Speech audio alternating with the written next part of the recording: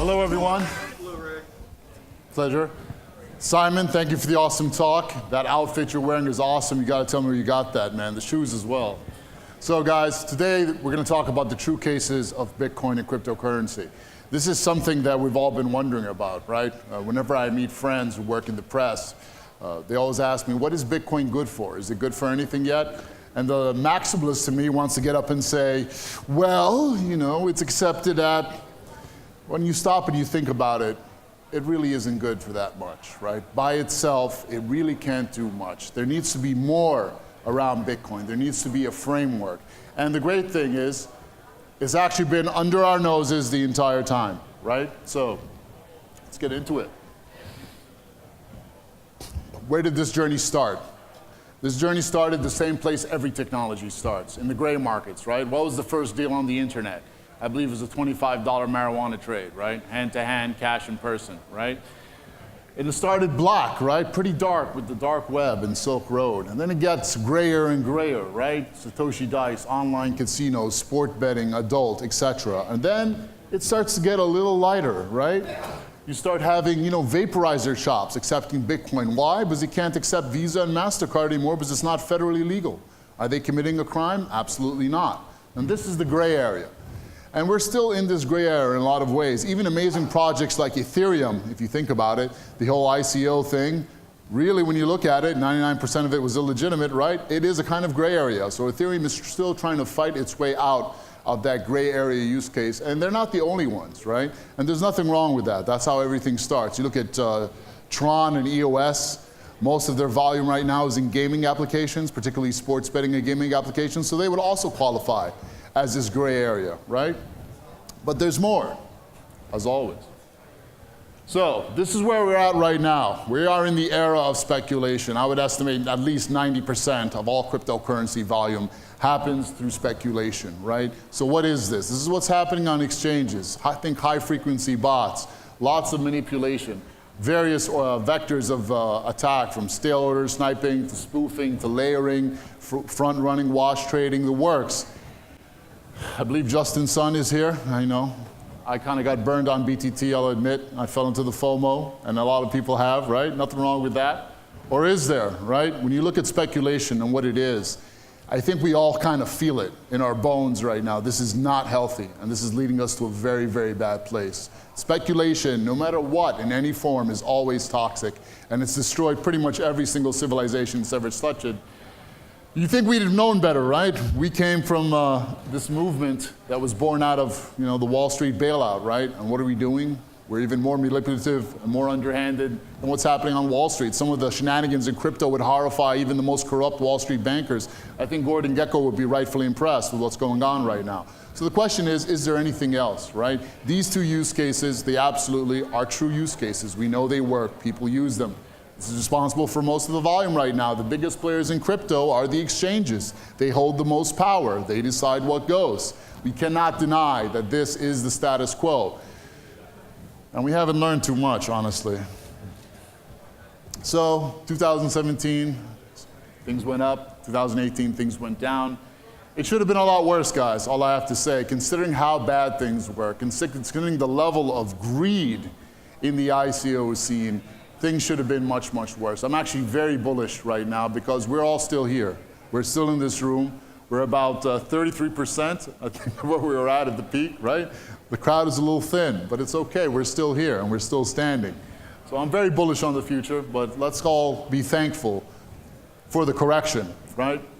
So if we're gonna understand what the true use cases are, let's first understand how we got here, right? Everything that's happening now is basically the product of three miracles, right? Three miracles that have come together, right? So 10 years ago, what happened? We had the birth of peer-to-peer electronic cash, and that in itself is a miracle, right? We have a decentralized ledger, permissionless, where anyone can store their value and transact. Satoshi Nakamoto, Bitcoin white paper, etc. You guys all know the story. So I think we can all agree that this is a miracle. When I first read this white paper, I thought it was nerd money. I didn't really get it, right? But I started to really get it once I started meeting the people in crypto. And this brings us to the second miracle. And it really is this human layer. You know, this blockchain powers Bitcoin, right? That's a cryptocurrency layer, elliptical curves, whatnot, just the ability to make a magical random number, right? But the human layer is far more important. You think about what would Uber be without its drivers, right? Every time I would meet the people in Bitcoin, they would open up my minds. I became a libertarian because of Bitcoin, and even more importantly, I began to question what money actually was. How many people here before Bitcoin could say what money actually is, right? I thought it was just pieces of paper. And then Bitcoin began in a kind of deep dive down the rabbit hole for me, right? And I'm very thankful to Bitcoin for that, because I think that's probably the best thing you could ever do. It could actually get us to question, what is money? What is this thing that is so pivotal in our lives that makes us fight with our girlfriends all the time, right?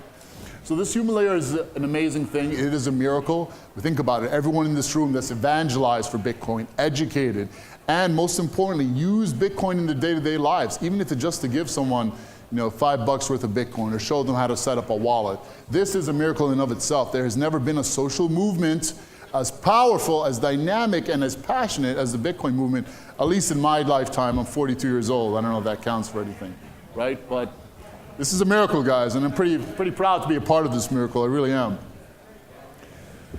And the third miracle is the sharing economy itself, right? So it all started in 1995 with Craigslist, just a bulletin board, right, of stuff, and it worked. Craigslist is still very popular. And then what happened?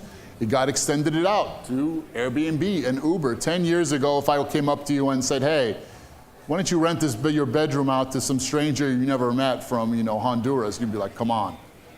You wouldn't do it, right? You wouldn't get into a stranger's car either to go somewhere, right? But because of the sharing economy, our minds are open to these things right now. We can share our hospitality, we can share our transportation, our vehicles, our expertise, and now finally, we can actually share our financial instruments, the tools that we have available that others might not.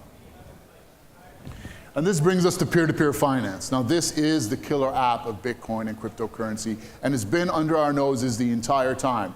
You think about humanity and what we've been doing. Humanity's been doing peer-to-peer finance for at least 1,000 years, right? It has different names in different societies. The Muslims called it Hawala, the Hindus call it Hundi, right? Every culture has a name for this because it helps them break out of their economies. It helps them move money around. And all peer-to-peer finance is people helping other people with their money problems, right? We can't really understand this too clearly in the West because we don't have so many money problems. We just don't have enough of it, but we can use the money that we have. But peoples in Africa, in Southeast Asia, in Latin America, they have money. They have a lot more money than we think they do. They just can't use it. They can't move it around because they don't have access to the golden circle of financial services that we do here in the West, right? So, some examples. They're coming, believe me. There's tons of examples. So, everything that I'm talking to you about here today is not something that's coming from my mind. I'm not some navel-gazing developer or building nebulous applications. All this has been learned from talking to the people. I'm the CEO of Paxful, but I do customer support almost every day now, actually, because I want to actually know what the people are doing. I want to see what their problems are. And they're very happy to talk to you. They really are. All we have to do is have the ability to talk to them.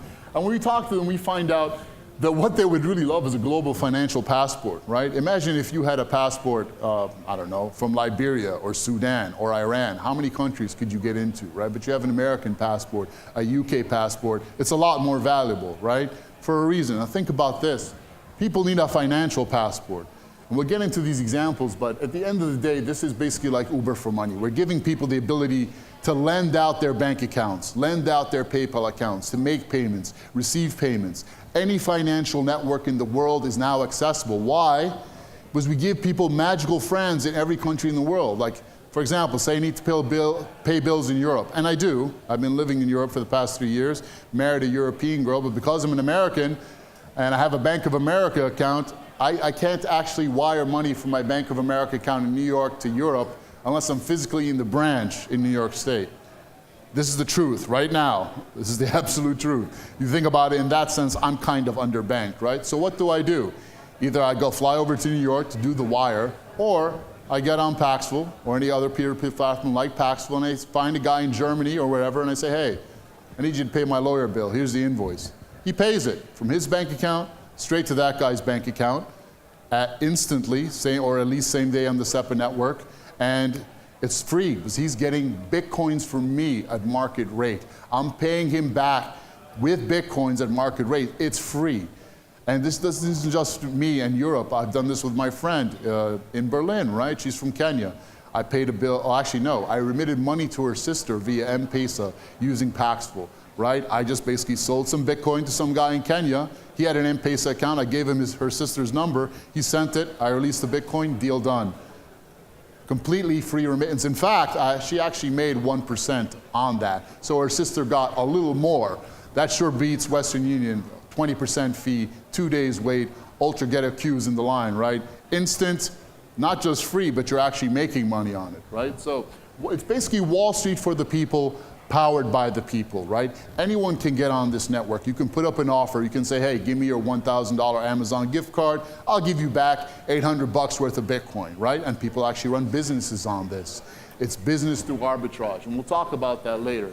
All it is an OTC marketplace for currency exchanges. It can be a big corporation. It can be someone in this room. You can start with as little as $5. I just came back from Ghana and Kenya and South Africa.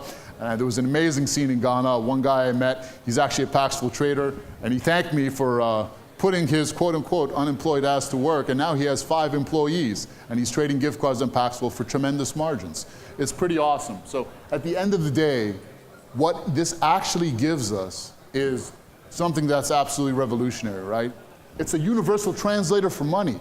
Someone with cash without a bank account can buy a gift card, put that code into Paxful. They will actually get Bitcoin in exchange for that code, right? They'll lose something on that. And then once they have that Bitcoin, they can turn it into another gift card or a PayPal deposit in the UK or cash in Cambodia. And this is happening right now. Paxful does over 60,000 trades every single day. And the average amount is about $70, right? And that's because we cater to the unbanked. We do more peer-to-peer trades than any other peer-to-peer network in the world.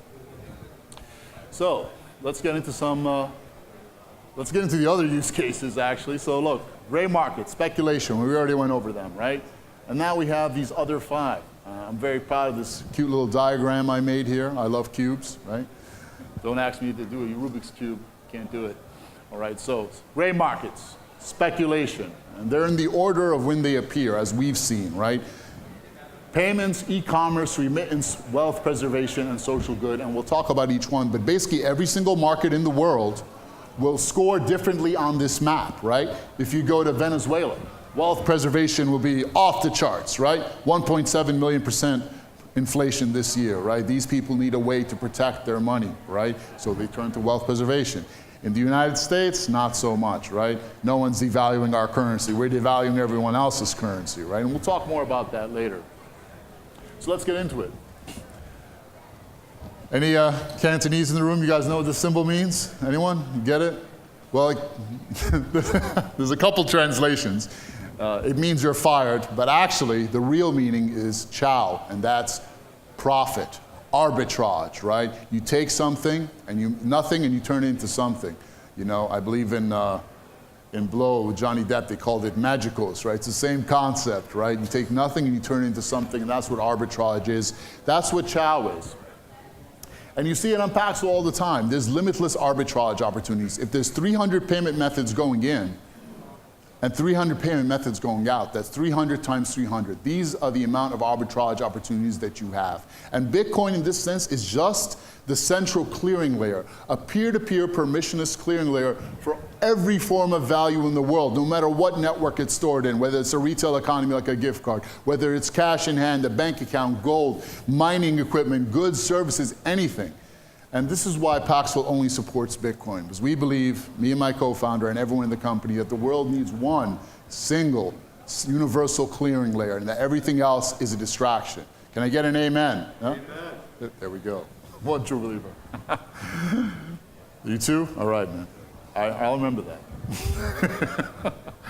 So there's endless arbitrage opportunities, and people discover them. People build whole businesses on this. There's people that write bots on Paxful, make up to $250,000 of profit every week, right? Usually in very high margin payment methods like gift cards, right? Other payment methods like bank transfer, Western Union have lower payment margins, up to 1% to 5%, but you talk to people that are heavily into arbitrage here, and you tell them you can make a 1% profit, they're like, really? Their eyes light up, 1% is a lot. And I show them, hey, I was getting Whole Food gift cards to 70% off. They're like, they just lose it, right? But that was amazing. You can still get Starbucks gift cards for 70% off on Paxful. It's pretty awesome. I stopped drinking coffee though. So, payments as a use case, right? This is a huge one. If you talk to people in Africa, you'll come to understand that so many people in Africa are merchants, right? They make their money selling goods, right? And they don't buy those goods in Africa because there's not much manufacturing happening in Africa. There's a hell of a lot of manufacturing happening here in Asia, right? Especially in China. So what they do is they'll actually buy the stuff from China and have it sent over. Now, where's their problem? The problem is they can't make the payments. You have to understand the African banking system is broken. It's nearly impossible to send money from one African country to the neighboring African country next door with your bank. In fact, even if you're on the same network, same mobile wallet, right? There's MTN, there's a South African operator, they run mobile money.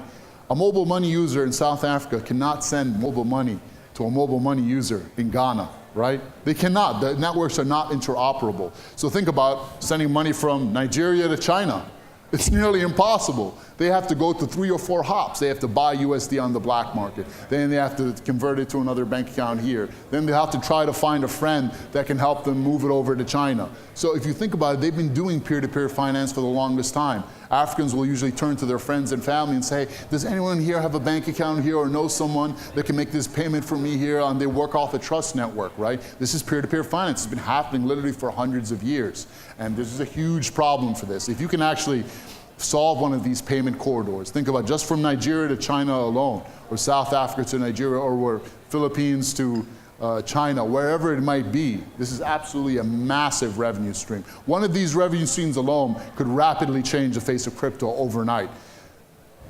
There's tremendous profit to be made in solving these problems right now, absolutely tremendous. So e-commerce is the next one, right? I'll give you guys an example, right? I met a really awesome girl in Africa, her name was Bahira, and she sold clothes that she made herself, and she sold it mostly to people, to women, outside of Africa, right? And I asked to see her shopping cart. She didn't have one, she just had an Instagram shop, right? And I looked at it, the clothes are awesome, I gotta say.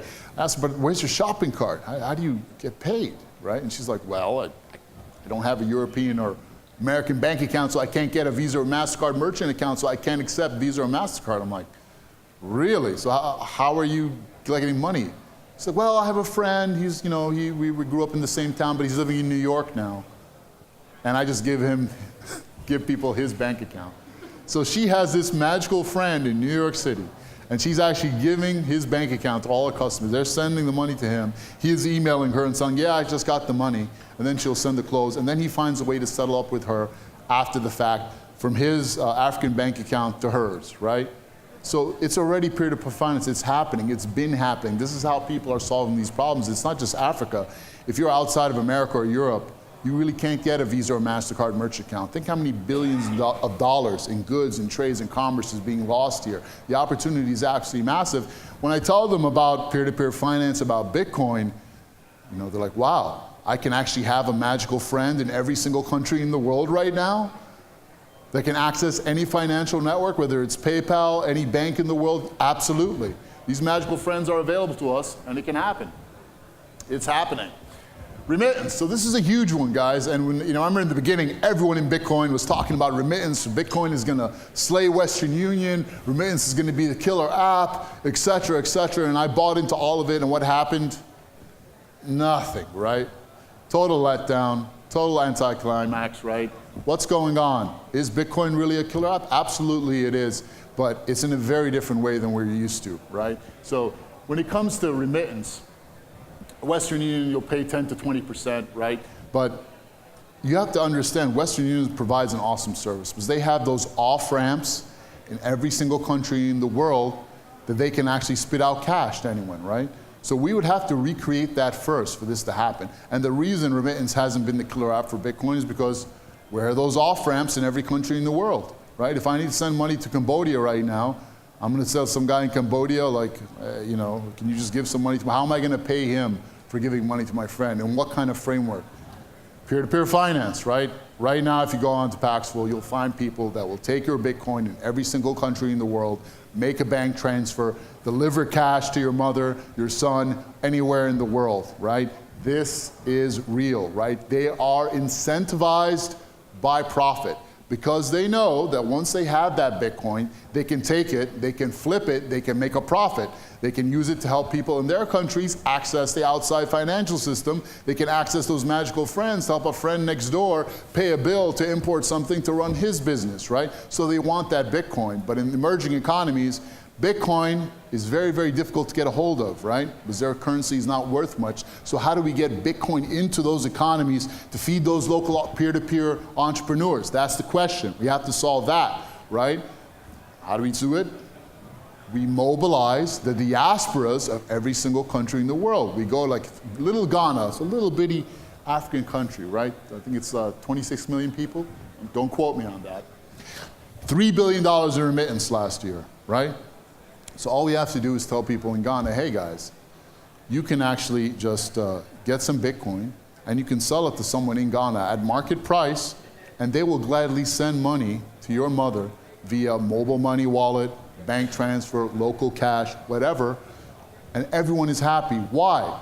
Because that guy living, say that person in Ghana living in the UK just sent money back home to Ghana at 0% fee. In fact, they might actually make a profit of 1 or 2% because people in those countries are super happy to get Bitcoin at all, especially for anything under 10%. That's like a huge bargain for them, right? And they're super happy because they just got Bitcoin on market rate or almost near. So it's a win-win for everyone, right? If we mobilize the diasporas, we can start feeding these economies with Bitcoin. This is the only way we're really going to bring Bitcoin to the emerging world, right? We have to face facts and we have to get people into the economy. We have to get Bitcoin into these local economies. Remittance. It always breaks my heart when someone leaves the room like that. Don't do it again, please. I'm sensitive. So, remittance in Hong Kong. Let's some examples right here, local examples, right? So, there's a lot of Filipinos and Indonesians, I believe, working here in Hong Kong. And I think 98% of them are female, right? And they work doing, various household duties, right? And they send money back home. It's an extremely competitive remittance market, right? Yikes, some big numbers. And here we see the breakdown of it, right? So 98.5% of them are women, right? So you want to talk about women in Bitcoin, right? How about we help these women here? This can make the most impact. Absolutely. Imagine them being able to send 20% more back home, removing the pain, removing the drama, removing the friction, right? But you have to teach them about Bitcoin. Are you going to go up to some, Filipino maid and teach her how to download? You've done it. You've done it. I will. You will. All right. We'll talk. But there's better ways, right? We can write streamlined applications on top of these peer-to-peer marketplaces that streamline everything, that abstract away the trading process and even abstract away the Bitcoin. That's how we're going to get to the mainstream. And I say that to you as a true believer in Bitcoin, but the truth is, if we're going to get the mainstream in, we have to abstract away the Bitcoin. Bitcoin will succeed when it's invisible. And it's the people in this room, the human layer, that's going to build these applications and bring real humans into it. Because we're mature adults. We build stuff that works and looks nice. Right? So wealth preservation is an absolutely massive use case, and it's only going to grow bigger and bigger. The currency wars are eating the world alive, right? And we've seen the currency wars, they're breaking out everywhere right now. Venezuela is the hot one right now, right? 1.7 million% projected inflation. I really do feel for what's happening to the people there, right? But these are basically geopolitical games, right? When the dark state, deep state, whatever you want to call it, when they don't like you, they attack your currency and they destroy it.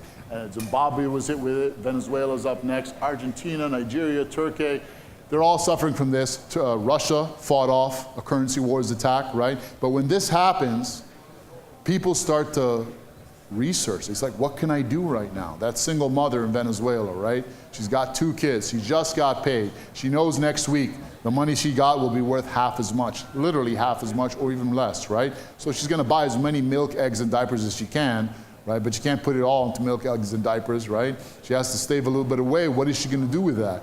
She wants to put in something that's gonna hold its value, and Bitcoin, as volatile as it is, will hold its value a hell of a lot better than the Bolivar, right? Once you tell her that, hey, you can put money into this, but you don't have to keep it there. You can get the money out at any time. It radically changes people's perceptions. At that point, Bitcoin is not about an investment, but just a means to exchange your value, right? put it in, store it, pull it out whenever you want it to pay your bills. Once you do that, it becomes real in people's minds. It's all about the off-ramps. And this use case will only grow. The currency wars, as bad as they might seem right now, are only just getting started. Legitimate ICOs, the few that there were, are examples of wealth preservation as well. I'm just putting it out there, just to be fair. Social good. So this is one I'm really proud of, right? And this is kind of like my baby here. This is number 7 on the list. And this is something that we are doing right now. So we just built our second school in Africa, right? It's actually a huge complex. It's a complex of 1,000 or 1,100 children, right? All the way from babies up to ages 13 years of age. It's 5 wells, irrigation, water treatment, storage, 3 school buildings actually, and solar panels, uniforms, books, everything. We're paying for the teachers' salaries, getting the kids free health insurance. We're even going to build a sports field and a clinic. We want to build 100 schools throughout Africa and the emerging world. And this was all done entirely with Bitcoin, built with Bitcoin. How did this happen? The first 2 schools were in Rwanda, right? Moving money into Rwanda through your bank is kind of difficult, but because there's Paxful vendors in Rwanda that want Bitcoin desperately, all we had to do is we came to them, hey, here's $250,000 worth of Bitcoin. Give us $250,000 worth of Rwandan francs. They were ecstatic. We had $250,000 of Rwandan francs. We immediately put it to work building these schools. The only negative was it wasn't tax deductible, but there's no bank paper trail, right? It all happened with peer-to-peer finance, but it worked. It was instant. It was basically free and hassle-free. So this can absolutely happen. This is happening right now. The next schools will probably be either Ghana, South Africa, Kenya, Philippines. There's a town in Colombia that gets about 50,000 Venezuelan refugees a day. So those are all candidates. But my vision for this is that eventually I would like for perhaps the 100th school, or maybe 4 or 5 schools within this 100 school, to be a school for gifted children. Professor Xavier style. We can absolutely do it, We can give these kids an education equal to the private education they would get in Europe and America. And that's definitely the second best investment we can make in any culture. The first best is to teach the people there, the young unemployed college students, how to create wealth with peer-to-peer finance. That, by far and away, is number 1. Because when you do that, they're going to start building those schools themselves. Absolutely. So Africa has been our focus for a while, and people always ask me why. I was born in Africa myself to 2 African parents, but there's also, there's a business reason behind it as well, besides the sentimental. And Africa has the greatest population growth in the world. In the next 20 years, most of the population growth in the world will come from Africa. And it's predominantly young population, right? And this is key because money, what is money? Money is work. If you can work, you can make money. If you have a young population, that's wealth. That's the greatest natural resource of Africa or any country in the world, are those young people. And as I travel around Africa, I just got back from South Africa, you see an amazing community of young, brilliant, ambitious entrepreneurs that are ready to move. And if we can just mobilize this small army and show them the power of peer-to-peer finance, they'll absolutely be all over it. And the good news is we've already done it. Africa's biggest economy is Nigeria, and that's actually our second biggest market, only after the United States. And it's absolutely saturated with Paxful traders right now who have built businesses, and it's transformed lives, and we're going to spread it to the rest of Africa as well, God willing. This cheetah generation, I don't know if you guys have heard the term, but basically it refers to these young, upwardly mobile Africans that are kind of pissed off at the old fat hippos, the other aristocratic rich Africans that really don't give a damn about them. Why? Because they have their bank accounts in France and they don't want to endanger that. And that's the thing, when we go to Africa and we talk to regulators, they're open to Bitcoin and cryptocurrency, they really are, but they're not going to do anything because they have their bank account in Paris, right? And they don't want to endanger that. And that's what it comes all down to. Thank you guys, it's been awesome. So I would like to ask your help in spreading this gospel. Like, everyone is looking for this killer app, right? Where is it? Where are the true uses of Bitcoin? And it's been under our noses the entire time. Literally under our noses the entire time. It's actually been happening for the past several hundred years, right?